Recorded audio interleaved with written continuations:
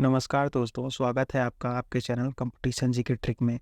दोस्तों, इस वीडियो में हम लोग जो है कि भारत के संविधान के बारे में पढ़ेंगे और उसके अंदर हम लोग भारत के संविधान की जो प्रियम्बल है, जिसको उद्देशिका भी कहते हैं, और फंडामेंटल राइट्स को पढ़ेंगे। तो इस वीडियो में हम लोग जो है कि 2 बातों को पढ़ेंगे भारतीय संविधान के। पहला उसकी उद्देशिका को पढ़ेंगे, जिसको प्रियम्बल भी कहते हैं, और दूसरा हम लोग फंडामेंटल राइट्स पढ़ेंगे, मूल अधिकार या मौलिक अधिकार। तो ये दोनों टॉपिक जो है एग्जाम के लिए काफ़ी इंपॉर्टेंट होते हैं। पॉलिटी या कॉन्स्टिट्यूशन से जो भी क्वेश्चन बनते हैं, ज़्यादातर क्वेश्चन जो है कि उद्देशिका और फंडामेंटल राइट्स से ही बनते हैं। इन दोनों लेक्चर को हम लोग इस वीडियो लेक्चर में कवर करेंगे और एक-एक करके देखेंगे और बड़े अच्छे तरीके से समझेंगे। और जितने भी फैक्ट होंगे उसके बारे में भी देखेंगे और जो बातें समझने वाली भी होंगी उसको भी समझेंगे। तो चलिए हम लोग वीडियो को अपने स्टार्ट करते हैं और एक-एक करके समझते हैं। तो दोस्तों, हम लोग यहाँ जो सबसे पहले पढ़ेंगे वो हम पढ़ेंगे भारत के संविधान का उद्देशिका। और जो स्टूडेंट हिंदी में कंफर्टेबल नहीं है वो इधर इंग्लिश में भी देख सकते हैं। और उद्देशिका को इंग्लिश में कहते हैं प्रियम्बल, कॉन्स्टिट्यूशन ऑफ इंडिया। और तो प्रियम्बल, इसको हिंदी में कहते हैं उद्देशिका या तो प्रस्तावना भी कहते हैं, प्रस्तावना। तो इसका तीनों नाम है, उद्देशिका, प्रस्तावना और प्रियम्बल। किसी भी नाम से आए, चीजें एक ही हैं। और भारत के संविधान का प्रस्तावना जो है ये पहला पेज है, मतलब ये इंट्रोडक्शन देता है पूरे संविधान का कि पूरे संविधान में आखिर है क्या। तो चलिए देखते हैं कि ये संविधान में, पूरे संविधान में है क्या। इसका जो है एक हम सारांश देखते हैं, जिस्ट देखते हैं।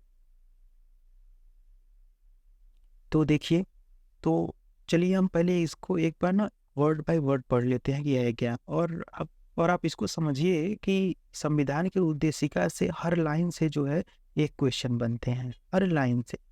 मैं आपको बताते चलूंगा, पहले मैं आपको एक बार पढ़ के बताता हूँ, फिर मैं आपको बताता हूँ कि कौन से लाइन से किस प्रकार से क्वेश्चन पूछे जाएंगे।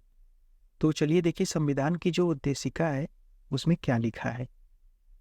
तो कह रहा है कि हम भारत के लोग भारत को एक संपूर्ण प्रभुत्व संपन्न समाजवादी पंथ निरपेक्ष लोकतंत्रात्मक गणराज्य बनाने के लिए तथा उसके समस्त नागरिकों को सामाजिक, आर्थिक और राजनीतिक न्याय, विचार, अभिव्यक्ति, विश्वास, धर्म और उपासना की स्वतंत्रता, प्रतिष्ठा और अवसर की समानता प्राप्त कराने के लिए तथा उन सब में व्यक्ति की गरिमा और राष्ट्र की एकता और अखंडता सुनिश्चित करने वाली बंधुता बढ़ाने के लिए दृढ़ संकल्प होकर अपनी इस संविधान सभा में।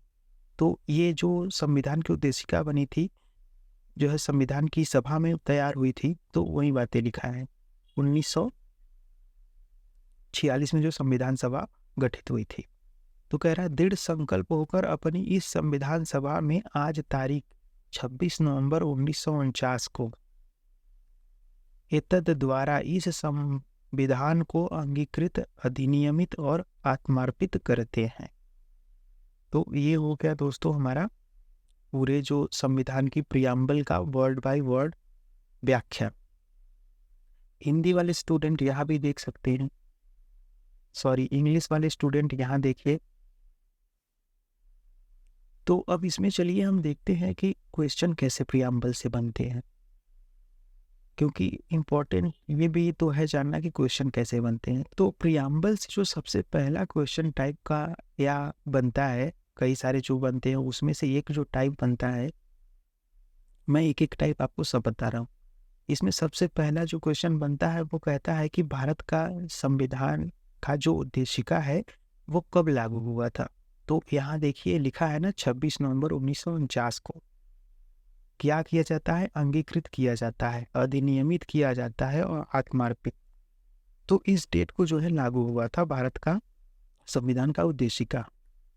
और अब इसमें दूसरे टाइप का क्वेश्चन देखिए जो है, अब इसमें कह रहा है कि संपूर्ण प्रभुत्व संपन्न समाजवादी पंथ निरपेक्ष लोकतंत्रात्मक गणराज्य।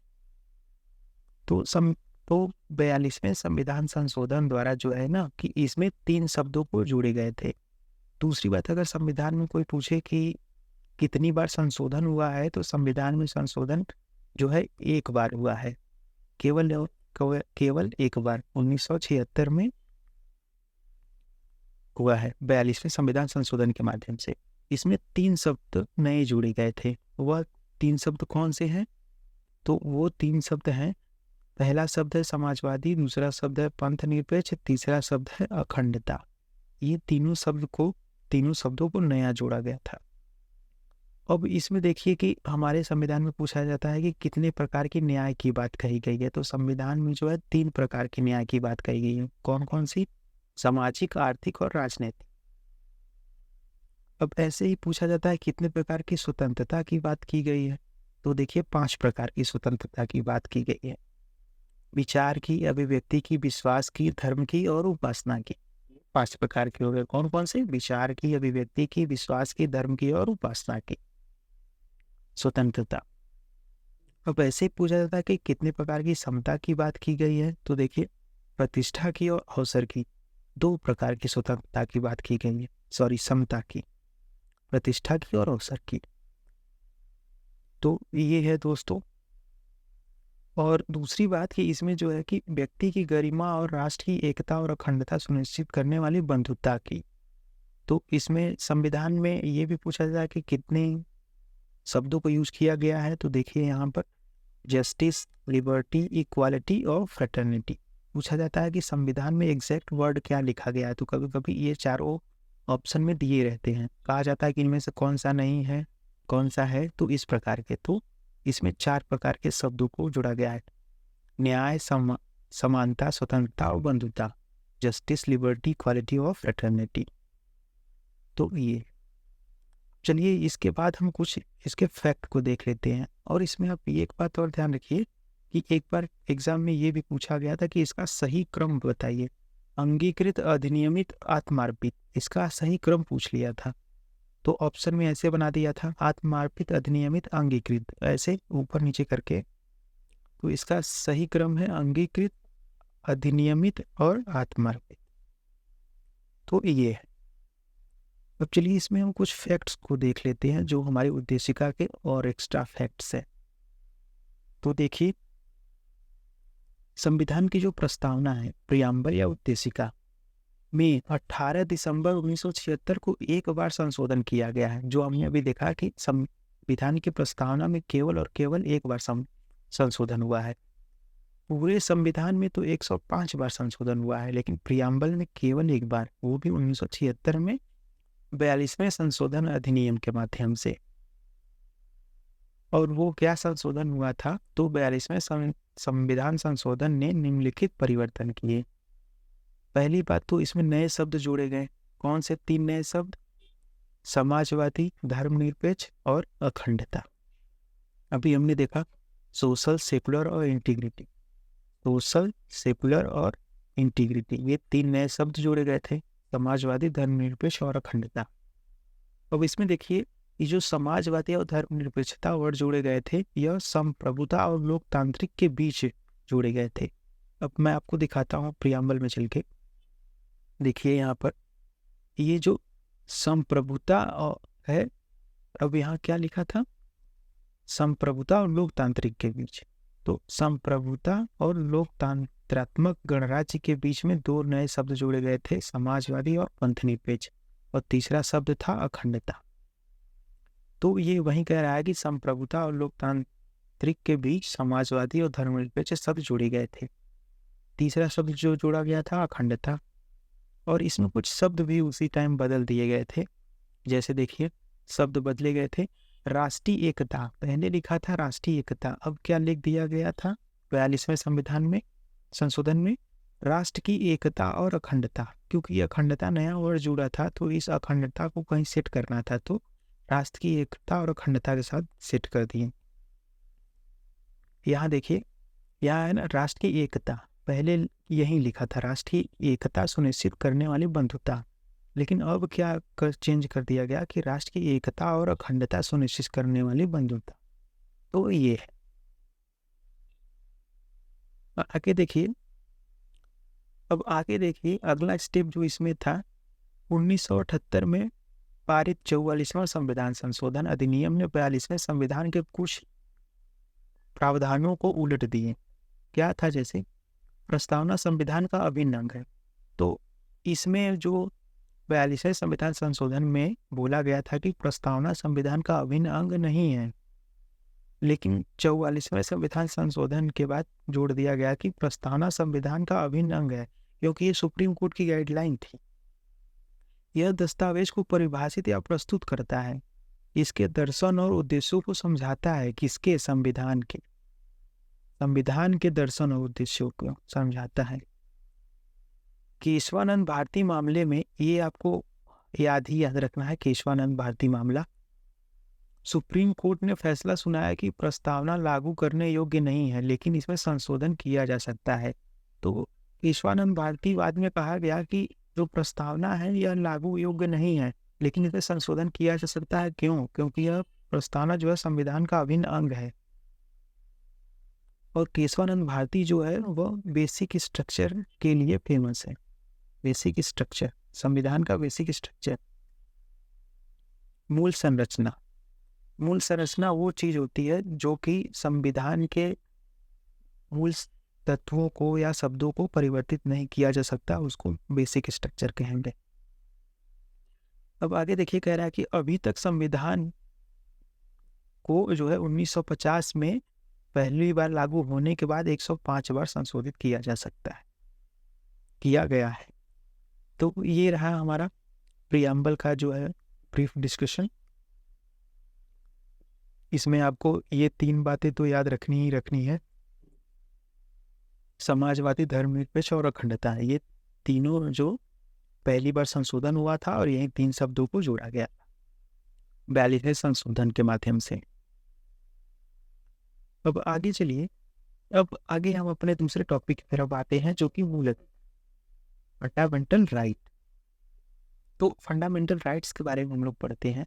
यह संविधान के भाग 3 में मेंशन है।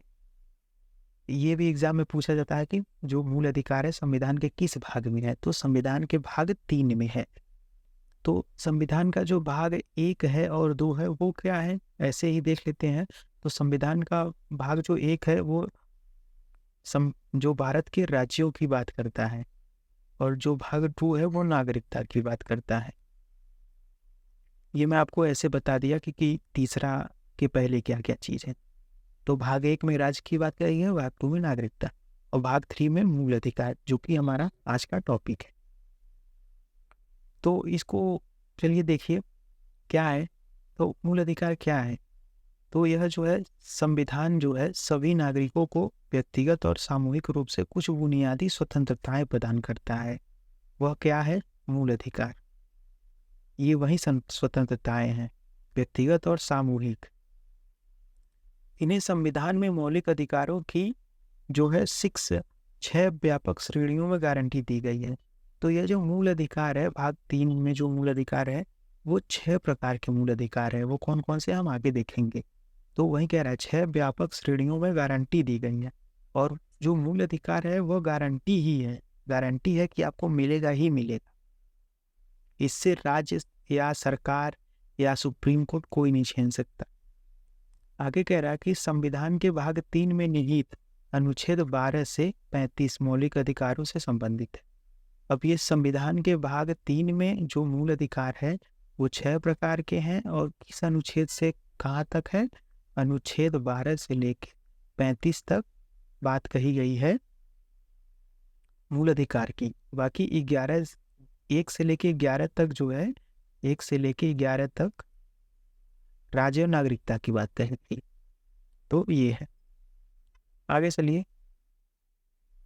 तो अब देखिए जो मूल अधिकार है, अब इसमें जो पहला इसका अनुच्छेद है, ये इधर अनुच्छेद लिखा है, इसको इंग्लिश में आर्टिकल कहेंगे, आर्टिकल।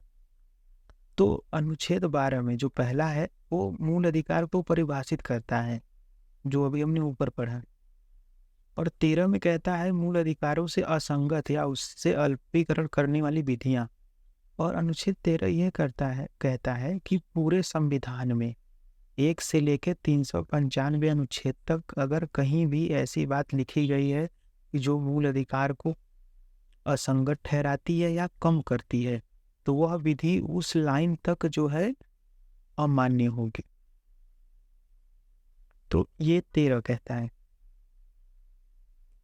अब चलिए हम देखते हैं कि वो 6 प्रकार के जो हमारे फंडामेंटल राइट्स हमने पढ़े थे कि जो 6 प्रकार के होते हैं, जो गारंटी दे रही है, तो वो कौन सी है। तो इसमें देखिए पहला कौन सा है, समता का अधिकार, यह पहला है और यह अनुच्छेद जो है 14 से लेकर 18 तक है। अभी इसके आगे हम लोग जो है डिटेल में इसको देखेंगे कि ये समानता का अधिकार, स्वतंत्रता का अधिकार क्या है, डिटेल में देखेंगे। पहले आप यहाँ देख लीजिए कि ये जो 6 प्रकार के हैं वो कौन कौन से। तो पहला समानता का अधिकार है जो कि 14 से 18 तक कहा गया है अनुच्छेद, और दूसरा जो है स्वतंत्रता का अधिकार है, यह अनुच्छेद 19 से लेकर 22 के बीच में है। तीसरा जो है वो शोषण के विरुद्ध अधिकार है, राइट टू एक्सप्लॉयटेशन, यह जो है अनुच्छेद 23 से 24 के बीच में है। चौथा हमारा जो है धार्मिक स्वतंत्रता का अधिकार, यह अनुच्छेद 25 से लेकर 28 तक है। पांचवा हमारा है सांस्कृतिक और शैक्षिक अधिकार, सांस्कृतिक और शैक्षणिक अधिकार, कल्चरल एंड एजुकेशनल राइट, यह अनुच्छेद 29 और 30 में मेंशन है। और हमारा लास्ट में जो छठा है वो कौन सा है, अनुच्छेद 32, संवैधानिक उपचारों का अधिकार। तो ये हमारे 6 फंडामेंटल राइट्स हो गए। और मैं आपको यही बताना चाहूँगा कि हमारे मूल संविधान में ना 7 प्रकार के फंडामेंटल राइट्स थे, लेकिन इस एक फंडामेंटल राइट्स को डिलीट कर दिया गया और उसको कानूनी अधिकार बना दिया गया। तो वर्तमान में 6 फंडामेंटल राइट्स हैं।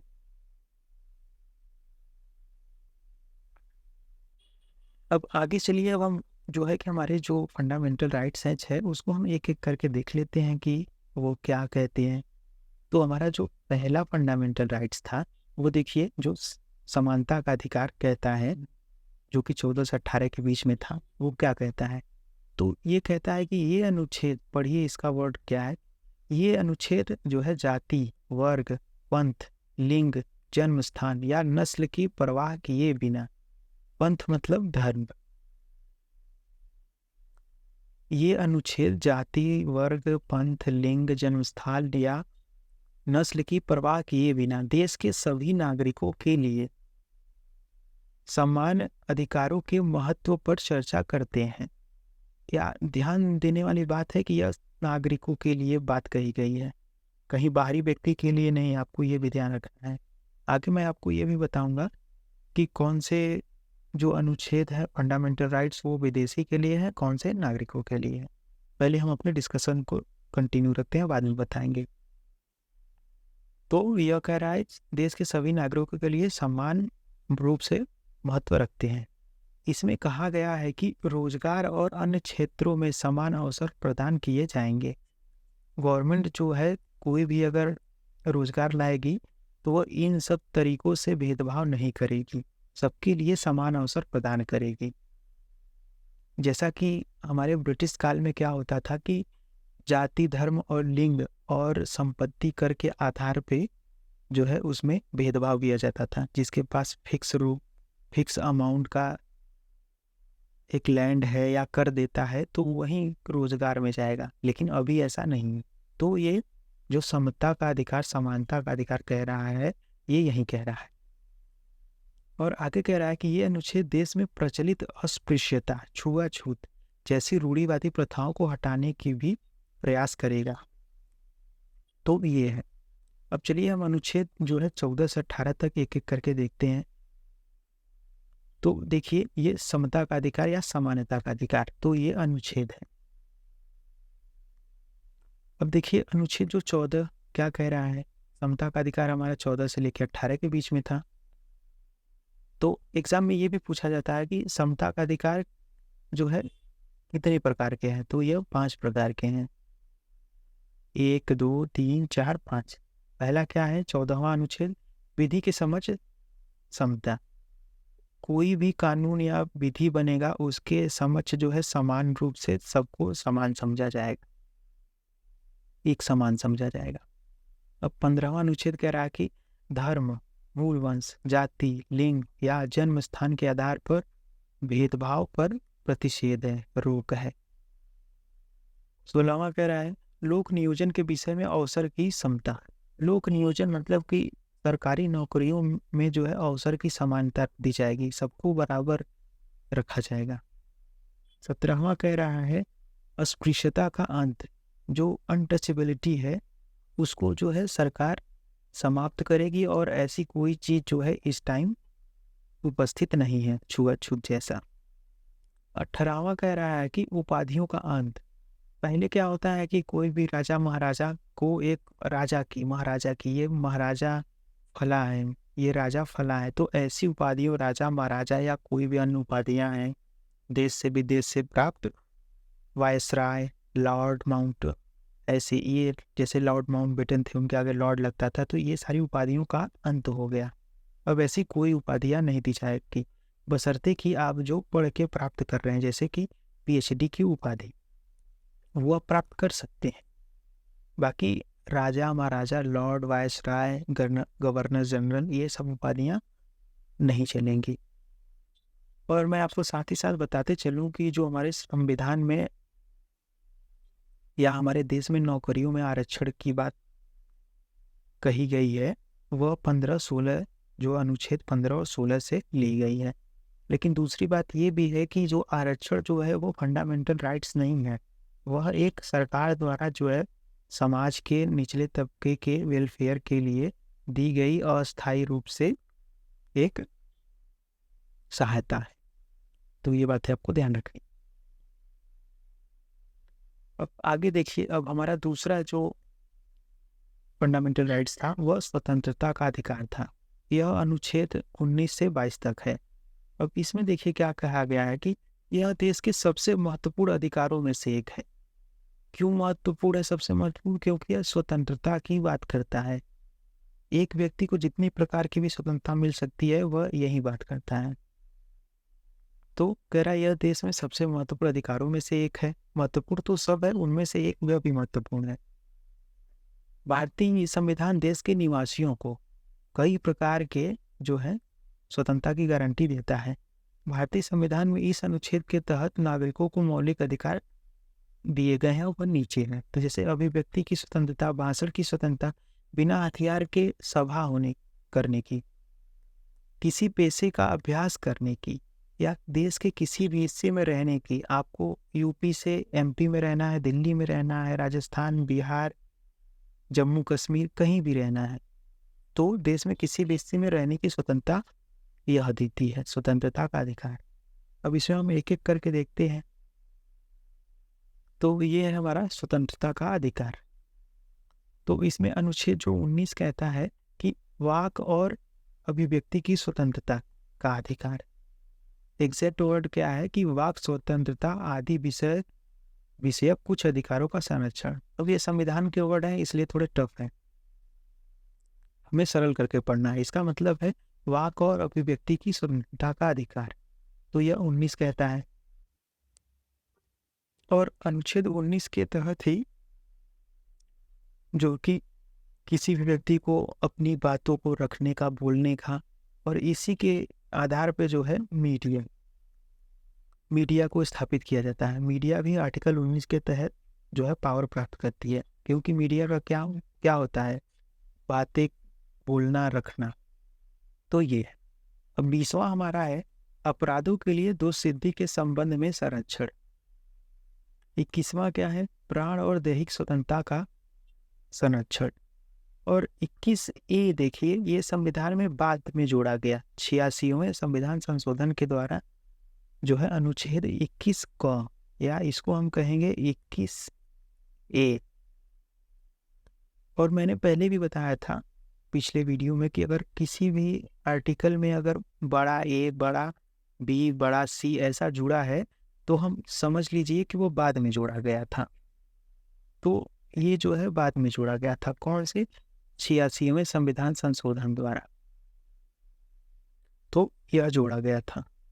तो 86वें संविधान संशोधन सन 2002 में यह जोड़ा गया था शिक्षा का अधिकार। इसमें कहा गया था कि 6 से 14 वर्ष तक के बच्चों को जो है कि उसके गार्जियन द्वारा कंपल्सरी और फ्री एजुकेशन देना है।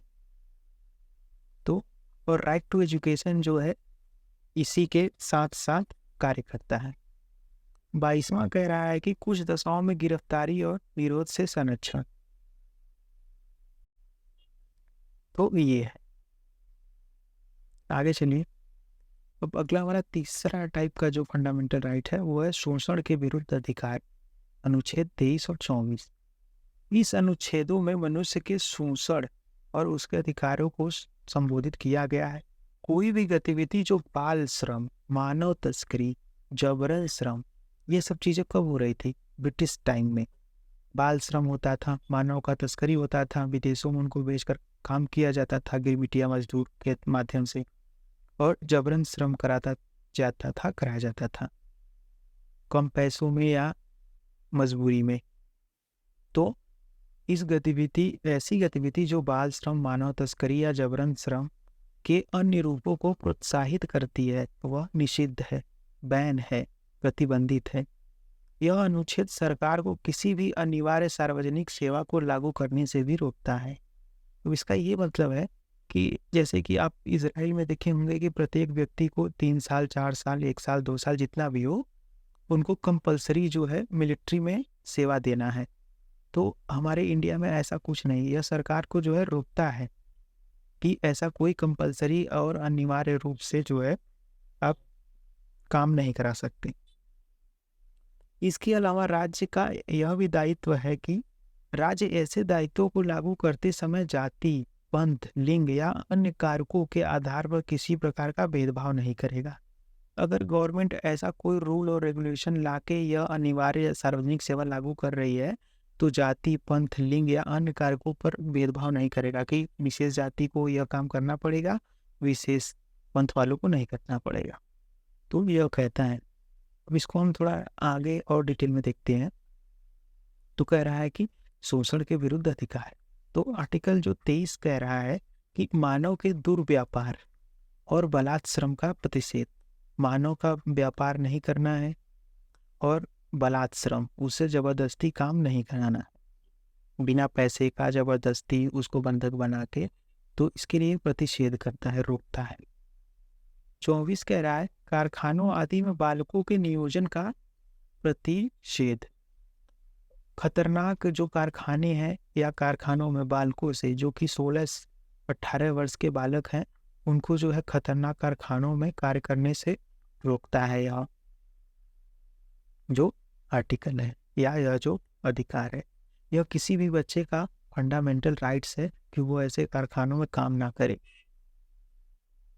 या तो उसके माता पिता का यह राइट्स है कि उसके बच्चे को कोई भी जो इंसान है, कोई भी नागरिक है या कोई भी निवासी है, वो जबरदस्ती काम करने को मजबूर ना करे। आगे चलिए। अब अगला हमारा जो फंडामेंटल राइट है वह देखिए। अब ये चौथा हमारा फंडामेंटल राइट है। कह रहा है कि धार्मिक स्वतंत्रता का अधिकार, अनुच्छेद जो है 25 से 28 तक है। यह कह रहा है कि भारत एक धर्मनिरपेक्ष राज्य है। धर्मनिरपेक्ष मतलब कि राज्य का कोई भी अपना धर्म नहीं है। जैसे पाकिस्तान का ऑफिशियल धर्म है इस्लाम, लेकिन हमारे देश में ऐसा हमारा हिंदू धर्म जो है वो राष्ट्रीय धर्म नहीं है। भारत एक धर्मनिरपेक्ष राज्य है। तो क्या कह रहा है पढ़िए। भारत एक धर्मनिरपेक्ष राज्य है जहाँ कई अलग अलग धर्मों और आस्थाओं के लोग निवास करते हैं। इसलिए यह आवश्यक है कि हम साथ ही भारतीय संविधान धार्मिक स्वतंत्रता को प्रोत्साहित करें। इस अनुच्छेदों के तहत राज्य को ऐसे कानून बनाने से रोका जा सकता है जो असंवैधानिक हो। तो इस अनुच्छेद के तहत अगर सरकार हमारे यहाँ कोई भी ऐसा कानून बना रही है जो कि किसी विशेष जाति धर्म के लिए हो, तो यह रोका जा सकता है सुप्रीम कोर्ट द्वारा, और यह असंवैधानिक है। यह देश के नागरिकों को उनकी पसंद के किसी भी धर्म को पालन करने या पूजा करने की अनुमति देती है।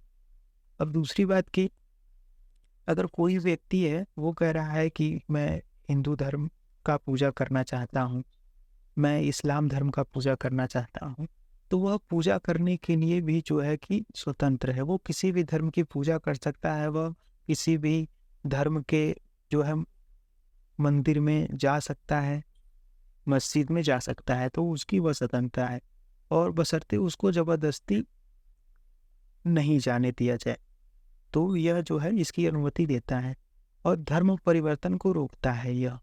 ये भी बात कही गई है कि जबरन धर्म परिवर्तन नहीं करा सकते। अगर कोई व्यक्ति अपनी मर्जी से करना चाहता है तो वो कर सकता है, लेकिन जबरन नहीं। तो इसको चलिए हम आर्टिकल को पढ़ते हैं। तो 25वां वाला आर्टिकल जो है धर्म की स्वतंत्रता का अधिकार में 25वां आर्टिकल कह रहा है कि अंतःकरण की, धर्म के अबाध रूप से मानने, आचरण करने, प्रचार करने की स्वतंत्रता है। तो इसको समझिए आप कि कोई भी व्यक्ति को अंतःकरण की, उसकी पूजा करने की, धर्म को अबाध रूप से मानने की। जैसे किसी व्यक्ति का धर्म जो है हिंदू है, तो वह उस धर्म को मान सकता है, आचरण, पूजा आचरण अर्चना कर सकता है और उसका प्रचार कर सकता है। प्रचार करने पे भी रोक नहीं है, तो प्रचार करने की स्वतंत्रता है। तो इसका कहने का मतलब है कि अगर कोई भी हिंदू धर्म का व्यक्ति है तो वो अपने धर्म को मान सकता है, आचरण कर सकता है, पूजा पाठ कर सकता है और प्रचार कर सकता है। और प्रचार में आपको ये बात ध्यान देनी है कि किसी भी धर्म का अगर आप प्रचार कर रहे हैं तो वह जो निर्बाध रूप से होना चाहिए, किसी के भावना को ठेस नहीं पहुंचनी चाहिए। और आप प्रचार करने के लिए सरकार जो है कोई प्रोत्साहन नहीं करेगी। यहाँ बात सरकार की भी है कि सरकार किसी भी धर्म को प्रचारित नहीं करेगी। यह व्यक्ति का कार्य है कि वो अपने धर्म को प्रसारित करे, अपने धर्म की अच्छी बातों को बताए। और यह निर्बाध रूप से होना चाहिए, किसी से जबरदस्ती नहीं कराना जाना चाहिए। तो ये बात है। अब 26वां आर्टिकल कह रहा है कि धार्मिक कार्यों के प्रबंधन की स्वतंत्रता। अब इसका ये मतलब है कि अगर कोई धार्मिक कार्य है, जैसे किसी धर्म के, हिंदू धर्म में कोई कार्य हो गया कि अगर वह दशहरा, दिवाली और ये सब चीज़ें, नवरात्रि मनाना चाहता है, धार्मिक कार्य करना चाहता है, अनुष्ठान करना चाहता है, तो उसकी भी स्वतंत्रता है। 27वां अनुच्छेद कह रहा है किसी विशिष्ट धर्म की अभिवृद्धि के लिए करों के संदाय के बारे में स्वतंत्रता। तो ये कह रहा है कि अगर कोई विशिष्ट धर्म, जैसे कि हिंदू धर्म है, अगर वह उसकी अभिवृद्धि के लिए करों के संदाय के बारे में अगर कर लेना चाहता है या चंदा लेना चाहता है तो उसकी भी स्वतंत्रता है, बशर्ते सरकार जो है किसी विशेष धर्म पे टैक्स लगा के ऐसा कुछ नहीं करेगी। जैसे कि हमारे मुगलों के टाइम में जजिया कर लगता था हिंदुओं पे, तो ऐसा कोई टैक्स नहीं लगाया जाएगा। 28वां कह रहा है कि कुछ शिक्षा संस्थाओं में धार्मिक शिक्षा या धार्मिक उपासना में उपस्थित होने के लिए स्वतंत्रता। तो कह रहा है कि कुछ शिक्षण संस्थाओं में धार्मिक शिक्षा या धार्मिक उपासना में उपस्थिति होने के लिए स्वतंत्रता। तो जैसे हमारे यहाँ इस टाइम इस्लाम में मदरसा स्कूल है, तो मदरसा स्कूल जो है बिल्कुल चलाया जा सकता है, वहाँ पर धार्मिक शिक्षा दी जा सकती है, धर्म की उपासना की जा सकती है, इसकी स्वतंत्रता है, लेकिन यह लिमिटेड होना चाहिए। अब अगला हमारा जो फंडामेंटल राइट्स है वो 5वां टाइप का है, सांस्कृतिक और शैक्षणिक जो है अधिकार। यह अनुच्छेद 29-30 में है। तो इसका वर्ड बाय वर्ड पढ़िए क्या कह रहा है। ये वे अनुच्छेद हैं जो सांस्कृतिक, धार्मिक और भाषाई अल्पसंख्यकों को उनकी विरासत और संस्कृति को संरक्षित करके उनके अधिकारों को सुरक्षित करने में मदद करती है। भारत में कोई भी आधिकारिक धर्म नहीं है। मैंने अभी पिछले वाले स्लाइड में बताया कि भारत का कोई भी जो है ऑफिशियल धर्म नहीं है। भारत एक धर्मनिरपेक्ष राज्य है, देश है। इन लेखों के अनुसार राज्य को किसी भी शैक्षणिक संस्थाओं के खिलाफ इस तथ्य के आधार पर भेदभाव करने का कोई अधिकार नहीं है कि वह अल्पसंख्यक समूह द्वारा संचालित है। अब ये वही बात है, इसको चलिए हम आगे डिटेल में पढ़ते हैं। तो संस्कृति और शिक्षा संबंधी अधिकार। तो 29वां आर्टिकल कह रहा है कि अल्पसंख्यक वर्गों के हितों का संरक्षण। अगर कोई अल्पसंख्यक समुदाय है, जैसे इस्लाम है या क्रिश्चियन है, तो इनके जो है अपने हितों के संरक्षण का भी अधिकार है। ये अपने यहाँ जो है कि अगर कोई ऐसा धार्मिक शिक्षण संस्थान खोलना चाहती हैं तो सरकार उन पे टैक्स नहीं लगाएगी। तो इनको जो है बशर्ते वह किसी से ज़बरदस्ती ना करे कि इसमें जो है आप एडमिशन लीजिए या ऐसा कुछ। तो इस प्रकार की स्वतंत्रता की बात कही गई है। इसका जो सबसे अच्छा एग्ज़ाम्पल है वो मदरसा इस स्कूल। 30वां देखिए, शिक्षा संस्थाओं की स्थापना, प्रशासन करने और अल्पसंख्यक वर्गों का अधिकार। तो ऐसे जो शिक्षण संस्थान है मदरसा, उसको वो स्थापित कर सकते हैं और उसका प्रशासन कर सकते हैं। इसमें गवर्नमेंट हस्तक्षेप नहीं करती। तो ये है हमारा तो संस्कृति और शिक्षा संबंधी अधिकार। और इसमें आप देखिए कि इसमें 31वां एक ही उस टाइम जो मैंने बताया कि मूल संविधान में 7 प्रकार के थे, तो ये जो 7वां था संपत्ति का अनिवार्य अर्जन, संपत्ति का अधिकार था, संपत्ति का अधिकार। इसको जो है कि डिलीट कर दिया गया, मतलब खत्म करके इसको जो है कानूनी रूप से बना दिया गया अधिकार 44वें संविधान संशोधन द्वारा। अब जो 44वें संविधान संशोधन द्वारा संपत्ति के अधिकार को खत्म कर दिया गया। अब यह मूल अधिकार नहीं है, यह लीगल अधिकार है, कानूनी अधिकार है। और इसको जो है अनुच्छेद 301 में 300 क में या ए में जोड़ दिया गया। और विधि के प्राधिकरण के बिना किसी व्यक्ति को संपत्ति से वंचित नहीं किया जा सकता। तो इसका मतलब है कि विधि के प्राधिकरण द्वारा किसी भी व्यक्ति को संपत्ति से वंचित नहीं किया सकता। मतलब गवर्नमेंट अगर किसी काम के लिए आपसे संपत्ति ले रही है, विधि बना के, कानून बना के, तभी देना होगा। अगर सरकार या कोई व्यक्ति ज़बरदस्ती कहे कि मैं आपकी ज़मीन छीन लूँगा, जैसा पहले राजा महाराजा करते थे कि अगर शाम तक आपने अगर लैंड कर नहीं दिया या क्रॉप टैक्स नहीं दिया तो आपकी संपत्ति छीन ली जाएगी बिना किसी कानून के। तो ऐसा नहीं कर सकता। सरकार जो है विधि बना के ही किसी व्यक्ति का संपत्ति जो है वो अर्जित कर सकती है, ले सकती है, बशर्ते उसे उसकी बराबर की उसको धनराशि देनी पड़ेगी। तो ये है। अब हमारा जो 6वां टाइप का है फंडामेंटल राइट, वो देखिए संवैधानिक उपचारों का अधिकार है, अनुच्छेद 32। यह क्या कह रहा है? ये अनुच्छेद पिछले सभी अनुच्छेदों को संरक्षण प्रदान करते हैं। तो हमने अभी तक जितने 5 फंडामेंटल राइट्स पढ़े उसको यह संरक्षण प्रदान करेगा। क्यों करेगा? तो क्योंकि यह अधिकार जो है सुनिश्चित करता है कि किसी भी अन्य आवश्यक अधिकार का किसी भी तरह से उल्लंघन नहीं किया जा सकता। देश का कोई भी नागरिक जो मानता है कि उसके अधिकारों का उल्लंघन हुआ है, उसे अदालत में जाकर न्याय मांगने का अधिकार है। तो यह जो आर्टिकल 32 यही कहता है कि अगर आपके फंडामेंटल राइट्स का उल्लंघन हुआ है तो आप न्यायालय में जाके न्याय मांगिए। और सर्वोच्च न्यायालय के पास इस अनुच्छेदों के तहत अनुचित समझी जाने वाली गतिविधियों के खिलाफ वारंट जारी करने की शक्ति है। अगर सुप्रीम कोर्ट अपने से भी देखती है कि किसी फंडामेंटल राइट्स का गवर्नमेंट उल्लंघन करती है, किसी व्यक्ति का जो फंडामेंटल राइट उल्लंघन हो रहा है, तो उसके खिलाफ, जो उल्लंघन कर रहा है उसके खिलाफ वारंट जारी करने की भी शक्ति है सर्वोच्च न्यायालय, सुप्रीम कोर्ट के पास। अब आइए इसको हम थोड़ा डिटेल में समझते हैं आर्टिकल 32 को। तो देखिए संवैधानिक उपचारों का अधिकार, जो हमारा ये आर्टिकल 32 था, संवैधानिक उपचारों का अधिकार। संवैधानिक उपचारों का अधिकार सर्वोच्च न्यायालय के लिए अनुच्छेद 32 और उच्चतम उच्च न्यायालय के लिए, सुप्रीम कोर्ट के लिए अनुच्छेद 32 और हाई कोर्ट के लिए अनुच्छेद 226 में शामिल है। डॉक्टर अंबेडकर ने संवैधानिक उपचारों के अधिकार को भारतीय संविधान का हृदय और आत्मा कहा है, heart and soul of the constitution. तो ये हैं डॉक्टर बी आर अम्बेडकर। इन्होंने अनुच्छेद 32 को जो कि हार्ट एंड सोल कहा था, हृदय और आत्मा। और किसी भी व्यक्ति का अगर फंडामेंटल राइट्स जो है उल्लंघन हो रहा है, मूल अधिकार का उल्लंघन हो रहा है, तो अनुच्छेद 32 के तहत डायरेक्ट सर्वोच्च न्यायालय में वह जा सकता है और अनुच्छेद 226 के तहत वह हाई कोर्ट में जा सकता है, डायरेक्ट जा सकता है। वैसे कोर्ट में जाने का एक होता है प्रोसीजर कि पहले आप अपने ज़िले के अदालत में जाइए, फिर हाई कोर्ट में जाइए, फिर सुप्रीम कोर्ट में। अगर आपका फंडामेंटल राइट्स उल्लंघन होता है तो आप डायरेक्ट सुप्रीम कोर्ट में जाइए। ये तीनों प्रोसीजर करने की ज़रूरत नहीं है, डायरेक्ट आप सुप्रीम कोर्ट में जाइए।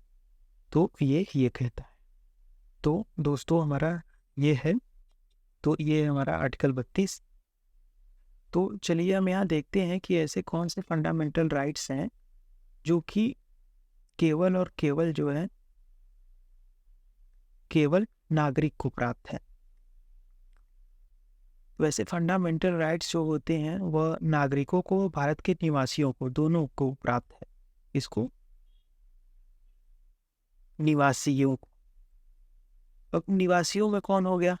जैसे कि किसी भी देश में दो प्रकार के लोग रहते हैं, एक तो उनके नागरिक हो गए, दूसरे निवासी हो गए। निवासी कौन? जो विदेशी।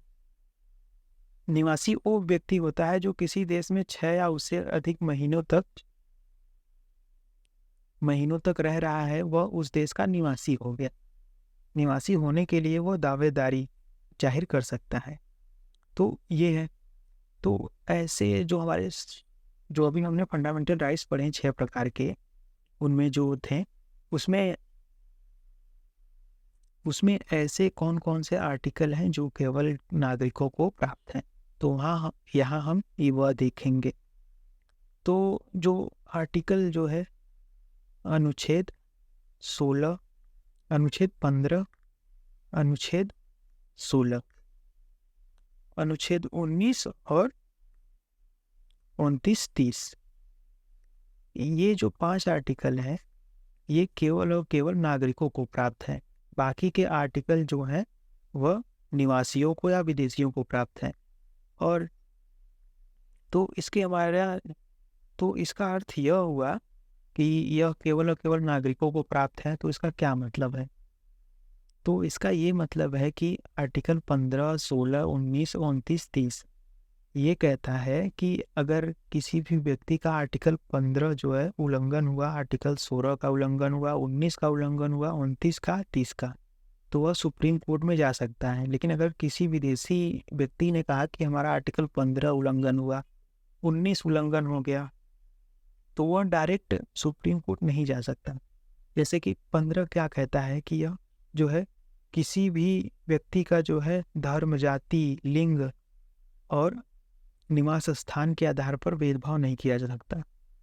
और 16 क्या कहता है कि जो है पब्लिक एम्प्लॉयमेंट, सरकारी नौकरियों में अवसर की समानता। अगर कोई विदेशी आए कहे कि मैं यहाँ 6 महीने से रह रहा हूँ और मुझे नौकरी नहीं मिल रही है सरकारी, और मुझे आर्टिकल 16 मेरा उल्लंघन हो गया, तो वो सुप्रीम कोर्ट चला जाएगा? नहीं। तो जो सरकारी नौकरियों में अवसर की समानता है वह केवल और केवल नागरिकों को है, निवासियों को नहीं है। और ऐसे ही 19 जो है वाक और अभिव्यक्ति की स्वतंत्रता, सभा बनाने की समानता, स्वतंत्रता है। अगर कोई विदेशी आएगा कहेगा मैं यहाँ सभा बनाऊंगा, आंदोलन करूंगा, धरने पर बैठूंगा, तो उसको यह अधिकार नहीं है। और ऐसे ही 29, 30 है जो अल्पसंख्यक शिक्षण संस्थाओं की बात करता है, तो यह भी है।